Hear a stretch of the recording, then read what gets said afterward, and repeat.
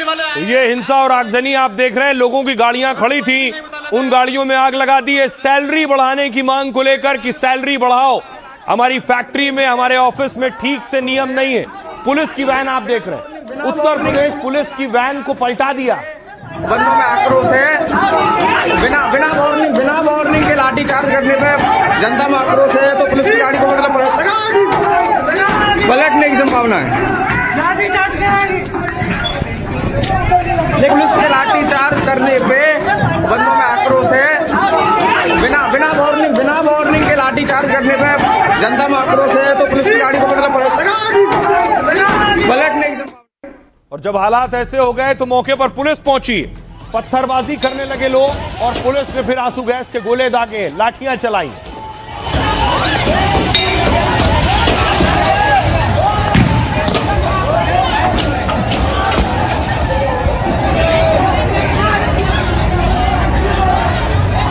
जिनकी तनख्वाह 10 से 12 हजार के बीच है, ये वो फैक्ट्री दफ्तरों में काम करने वाले कर्मचारी जो फैक्ट्री के नियमों और कम तनख्वाह के खिलाफ प्रदर्शन कर रहे थे, और यह प्रदर्शन उग्र हो गया।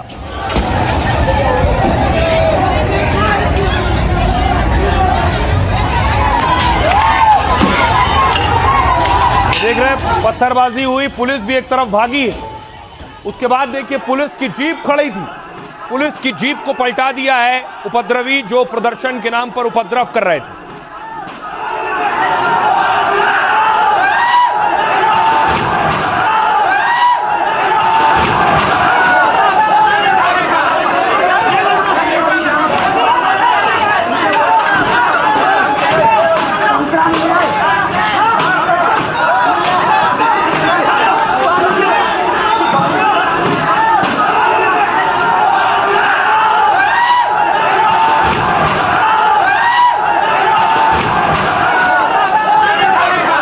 देखिए पुलिस की जीप को पलटा दिया गया। उसके बाद वहां जो लोगों के वाहन थे उसमें भी आग लगा दी गई है, जलाकर राख कर दिया।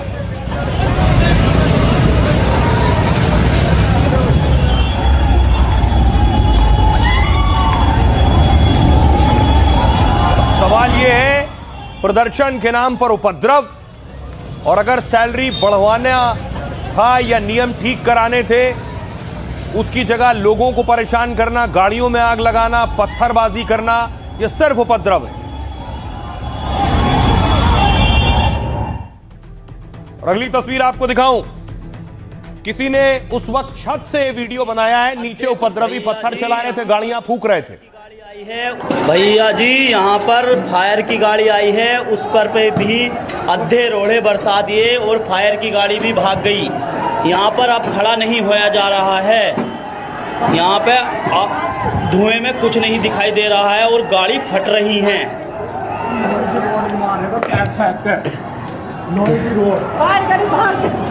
फायर की गाड़ी भी भाग गई है। ये देखिए भैया, सारी कंपनी की तरफ आग लगी है। मौके पर आप देख रहे हैं बड़ी संख्या में पुलिस पहुंची है और साफ आपको आगजनी नजर आ रही है। लेकिन देखिए जो फैक्ट्रियां निशाना बनी, ये मारुति की कंपनी है, और मारुति पर देखिए जरा पत्थरबाजी हो रही कंपनी पर।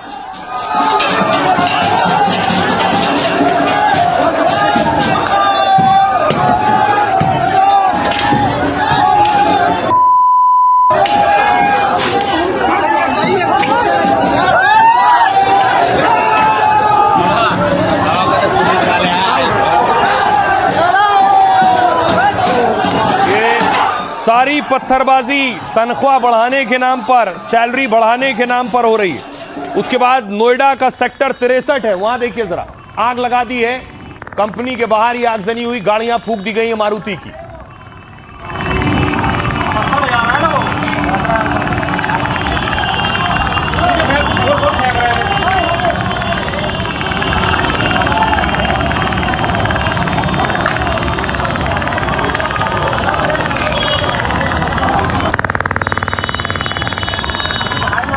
और घंटों ये उपद्रव होता रहा, फिर पुलिस ने एक्शन लिया। जो पत्थर चला रहे थे, जो गाड़ियों में आग लगा रहे थे, उन लोगों को पुलिस ने उठाया।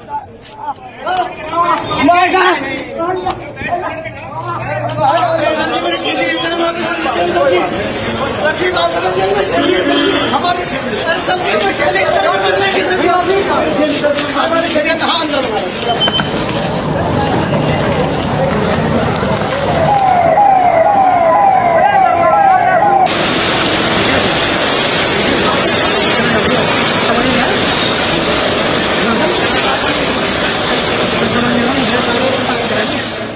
और उसके बाद देखिए काम करने वाले श्रमिक एक और फैक्ट्री में पहुंच गए। आसपास जितनी फैक्ट्री है उन पर धावा बोला गया। एक और फैक्ट्री के बाहर प्रदर्शन और पत्थरबाजी।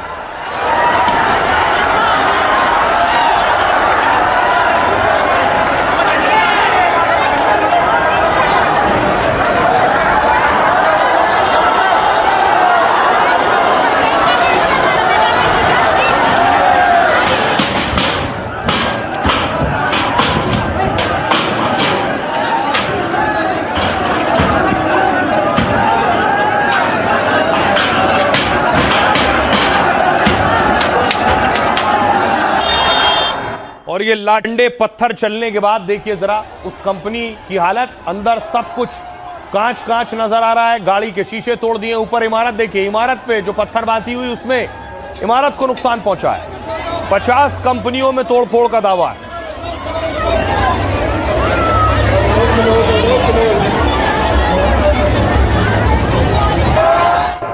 और इस सारे उधम के बाद की तस्वीरें देखिए जरा। फूकी हुई गाड़ियां, उसके बाद क्रेन बुलाई गई है और एक एक करके क्रेन ने इन गाड़ियों को उठाया है।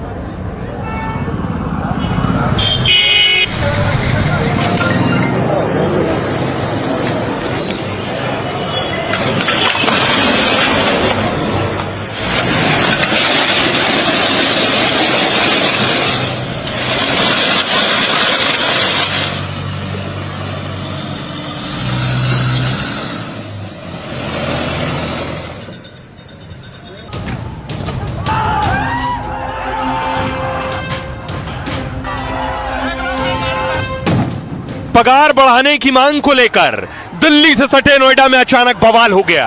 50 से ज्यादा फैक्ट्रियों में पथराव और तोड़फोड़ हुई। 150 से ज्यादा बाइक और कार फूंक दी गईं। शहर में जगह जगह जाम और कोहराम मच गया। पुलिस कहीं आंसू गैस के गोले छोड़ती नजर आई तो कहीं लाठीचार्ज और गिरफ्तारी करते हुए, क्योंकि 50,000 से ज्यादा कर्मचारी एक ही दिन सड़क पर उतर आए। सैलरी बढ़ाने की मांग को लेकर शुरू हुआ प्रदर्शन ऐसे आंदोलन में बदला कि उसकी गूंज बिहार, बंगाल तक, उन राज्यों तक पहुंचने लगी जहां से हजारों मजदूर नोएडा आए हैं और अच्छी सैलरी की उम्मीद में फैक्ट्रियों में काम कर रहे हैं। कई कंपनियों ने प्रदर्शन से निपटने के लिए पुलिस बुलाई तो हालात और बेकाबू हो गए।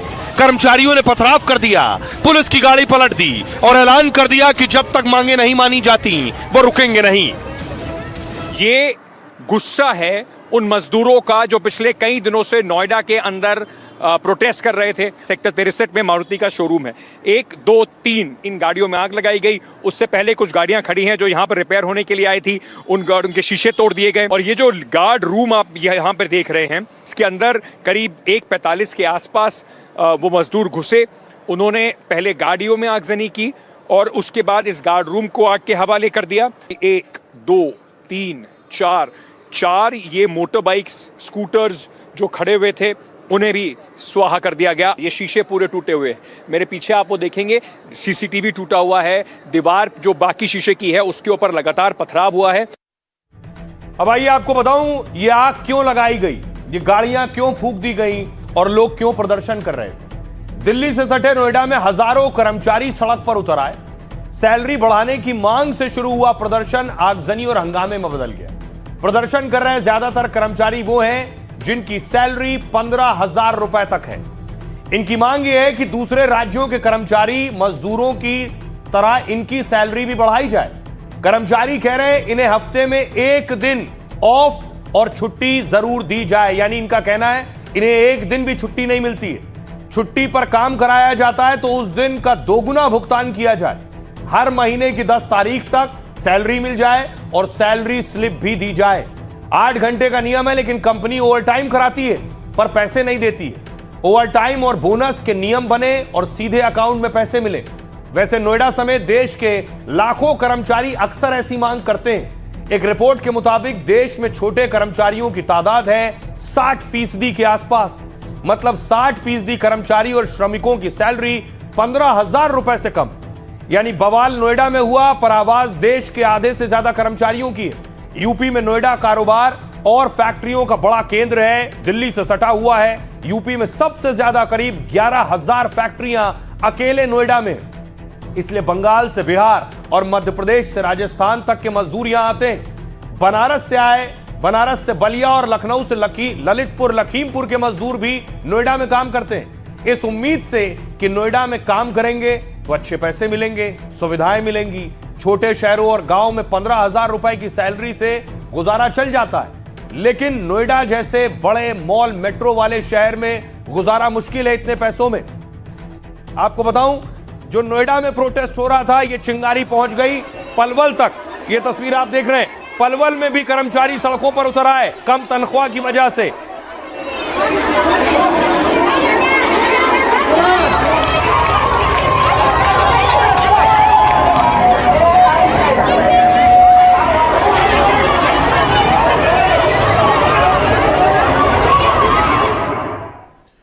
देखिए, एक बड़ी बात यह है कि ये बहुत से शहरों और अलग अलग राज्यों की परेशानी है। बहुत से मजदूरों, श्रमिकों से काम कराया जाता है कम पैसे में, इससे वो परेशान है। देखिए, अब ये प्रदर्शन जो है कहां कहां तक पहुंच गया है। क्या ये बढ़ भी सकता है? ग्रेटर नोएडा, नोएडा से शुरू हुआ, ग्रेटर नोएडा, मानेसर, दिल्ली, फरीदाबाद, यहां ये प्रोटेस्ट पहुंच गया है। क्या ये आगे बढ़ेगा या नियम उससे पहले बदल जाएंगे? आइए अब आपको सुनवाता हूं। सुनिए जरा, जो लोग प्रदर्शन कर रहे हैं उनकी क्या मांग है, क्या डिमांड कर रहे हैं, क्या चाहते हैं वो, सुनिए। हमारी मांग ये है कि हमारी सैलरी 20 तक कर जाए, क्योंकि हमारा गैस सिलेंडर महंगा हो रहा है, सब्जी वगैरह महंगा हो रही है, 4 सिलेंडर आ रहा है, तो कहाँ तक दर्जा सैलरी दे रहे हैं हमारी। ये दिल्ली स्लिप नहीं मिल पाती, आइडेंटिटी कार्ड है नहीं, महंगाई इतना दर है यहाँ पे, 10,000 में बंदा क्या बचा पाएगा यहाँ पे। 500 रुपया गैस बढ़ा दिया है, 500 रुपया यहाँ कमरा बढ़ गया, राशन बढ़ गया, हम लोग क्या करें। सैलरी 11,000 में गुजारा नहीं हो पा रहा है, क्योंकि 5,000 का तो रूम ही रेंट है। 5,000 में 1,000 रुपए का पीएफ कट गया, बचे कितने 5,000 में मैम 3,000 का राशन पानी हो गया। 2,000 में हम घर पे भेजेंगे या अगले महीने के लिए अपना बचत रखेंगे। आए हैं यहाँ दंगा करने नहीं आए, हम सिर्फ कमरा कमाने आए हैं, अपना पेट पालने आए हैं। अगर हम पानी भी पीने के लिए जाएं तो ये इतना वैसे चिल्लाते हैं जैसे हमने कर्ज ले रखा हो। 12,000 रुपए में रूम रेंट कितना है यहाँ पे नोएडा में? 4,000, जैसे कोई नॉर्मल रूम नहीं है।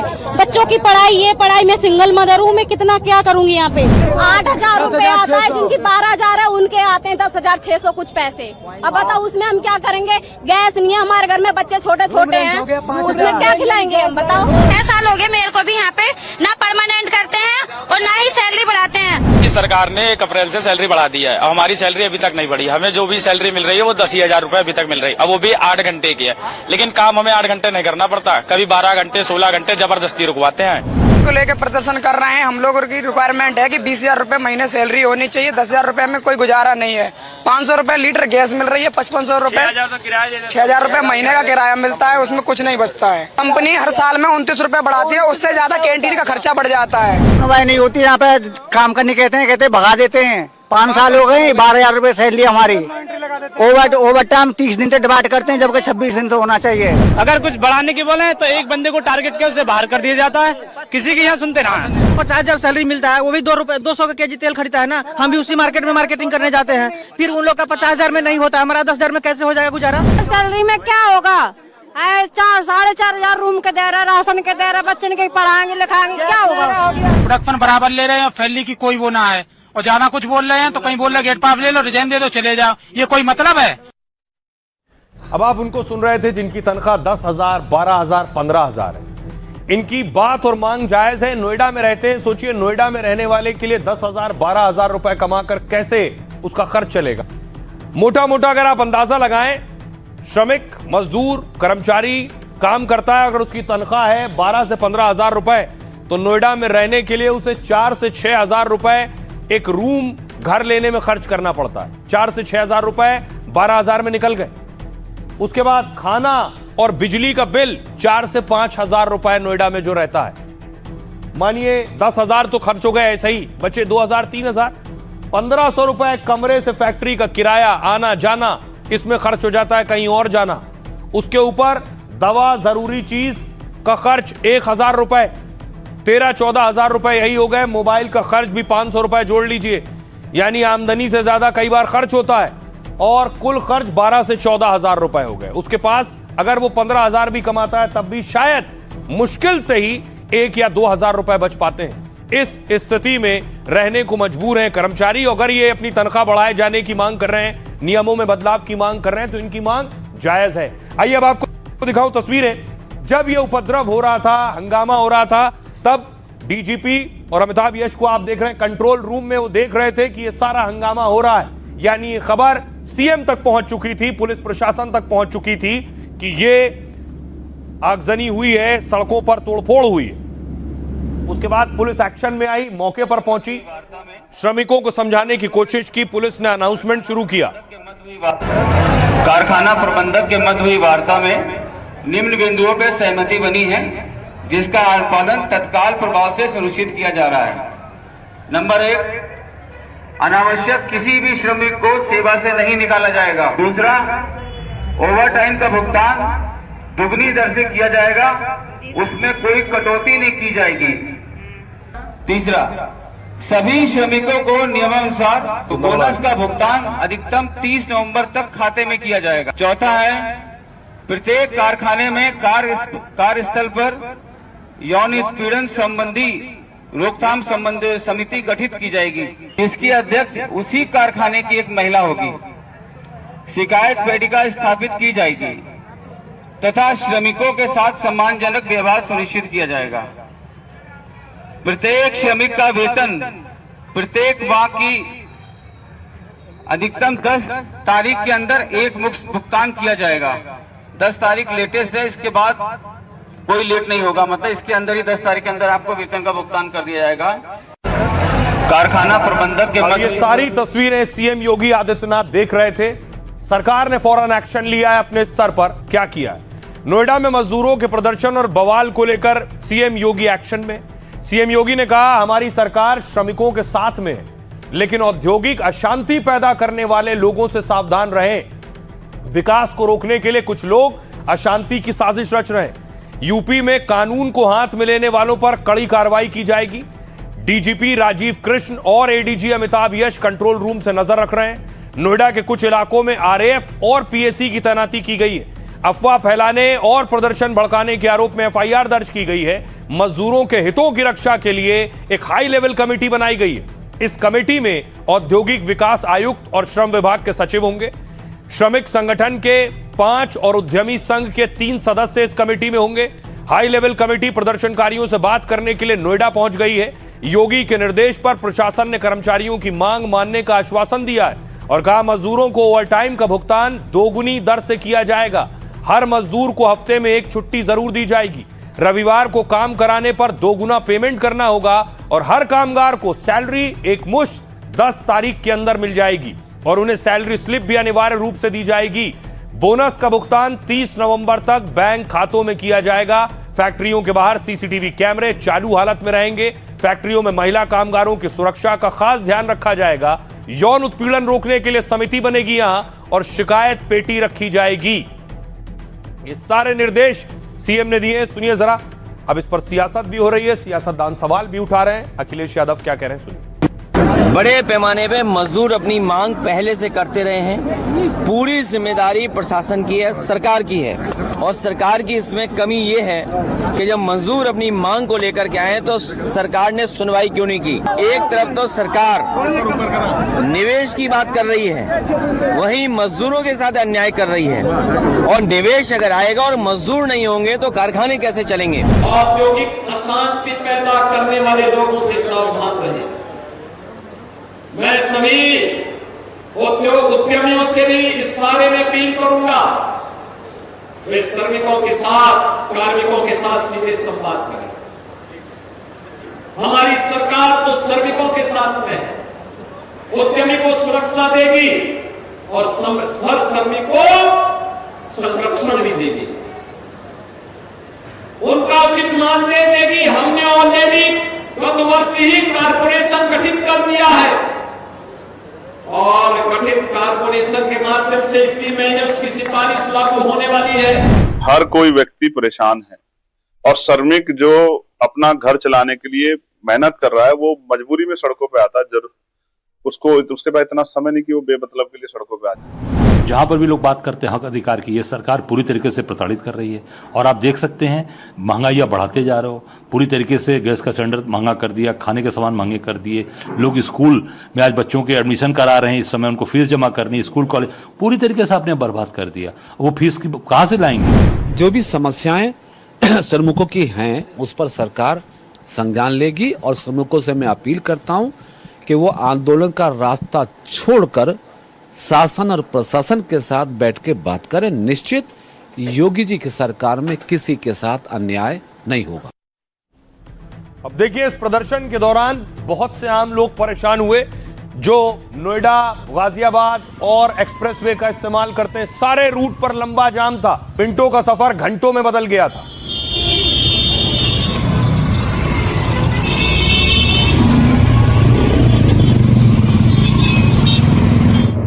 अब देखिए, आपको बताऊं, जिनकी सैलरी 10 से 12 हजार है, ये कौन से श्रमिक हैं, इनके वेतन में कैसे अंतर है। दूसरे राज्य में काम करने वाला उतना ही स्किल्ड, अनस्किल्ड, उसको क्या पैसा मिलता है, और नोएडा में काम करने वेतन में अंतर है। हरियाणा और नोएडा की रेट लिस्ट है, वेतन लिस्ट है।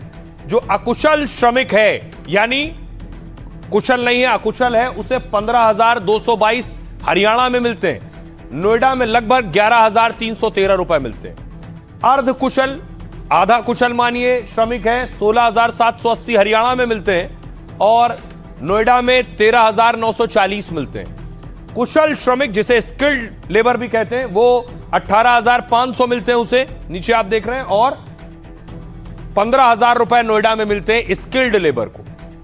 उच्च कुशल श्रमिक, बहुत ज्यादा कुशल है, उसे 19,425 मिल रहे हैं हरियाणा में और नोएडा में मिल रहे हैं 15,500।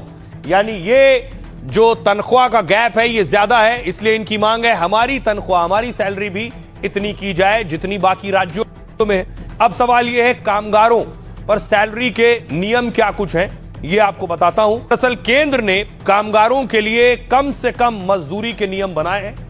शहर, कस्बे या गांव के में काम के आधार पर सैलरी तय होगी कि आप कहां काम कर रहे हैं। काम करने वाले मजदूर के अनुभव का भी ध्यान रखा जाएगा, वो कितना अनुभवी है। मजदूरों को उनके काम के हिसाब से 4 कैटेगरी में बांटा गया है। अनस्किल्ड यानी अकुशल, जिन्हें किसी खास हुनर की जरूरत नहीं है। दूसरा सेमी स्किल्ड यानी अर्धकुशल, जिन्हें थोड़ा बहुत काम आता है। तीसरा स्किल्ड यानी कुशल, जो अपने काम में माहिर है। और चौथे हैं हाईली स्किल्ड यानी उच्च कुशल, तकनीकी काम का जो एक्सपर्ट है। इन चारों कैटेगरी के हिसाब से सैलरी भी तय की गई है। जो अकुशल है 783 रुपए प्रतिदिन, अर्धकुशल के 868 रुपए प्रतिदिन, और जो कुशल है 954 रुपए प्रतिदिन, और अत्यधिक कुशल जो है 1035 रुपए प्रतिदिन। यह है नियम। आइए अब आपको सुनवाता हूं, सुनिए जरा क्या कुछ कह रहे हैं नोएडा के डीएम और deputy labour commissioner. Over time का भुगतान दुगनी दर से किया जाएगा। साथ में प्रत्येक श्रमिक को साप्ताहिक अवकाश प्रदान किया जाएगा और यदि साप्ताहिक अवकाश पर काम किया जाता है तो उसका भुगतान दुगनी दर से किया जाएगा। सभी श्रमिकों को नियम अनुसार बोनस दिया जाएगा, जो कि अधिकतम 30 नवंबर से पहले उनके बैंक खातों में सुनिश्चित किया जाएगा पहुंचाना। श्रमिकों का वेतन प्रत्येक माह 10 तारीख से पहले उनको एक मुश्त उनके बैंक अकाउंट में ट्रांसफर किया जाएगा। सभी श्रमिकों को वेतन पर्ची अनिवार्य रूप से प्रदान की जाएगी। जो सरकार का निर्णय है, जो सरकार की नीतियां हैं, जो जिलाधिकारी महोदया के निर्देश हैं, जो उन्होंने निर्णय लिया है, उसे श्रमिकों तक पहुंचा रहे हैं। अब इसकी सोच हम लोग भी ढूंढ रहे हैं। मैनेजमेंट और मजदूरों दोनों से बात करें तभी समझ में आएगा। हमारे कोई मजदूर भाई आंदोलित हैं, मैं उनसे बात करना चाहता हूं कि उनकी तकलीफें जो है हम कैसे उनके कम करा पाए। मात्र 2 जगहों पर हिंसक प्रदर्शन होने के कारण न्यूनतम बल प्रयोग करते हुए कार्रवाई की गई, उसमें मुकदमे लिखे जा रहे हैं। कुछ इलाकों में, खासकर जो अन्य जनपदों की सीमा से लगे हैं, वहाँ पे गैर जनपदों से एक जत्था आया और जिसने घूम के माहौल को उत्तेजक और हिंसक बनाने की कोशिश की। इस जत्थे में से कुछ लोग हमारी गिरफ्त में आए हैं और बाकियों को पहचान करके सीसीटीवी फुटेज के माध्यम से पहचान करके उन पर कार्रवाई की जा रही है। आपका वेतन वृद्धि का मामला था, उस पर माननीय मुख्यमंत्री जी द्वारा आज एक हाई पावर कमेटी को यहाँ भेजा गया है, जिसके द्वारा सभी स्टेक होल्डर्स, लेबर संगठनों के द्वारा, श्रमिकों के रिप्रेजेंटेटिव्स के द्वारा, अन्य स्टेक होल्डर्स के संग बृहद स्तर पर वार्ता की गई है, बैठक की गई है और वो अपनी रिकमेंडेशंस जल्दी देंगे।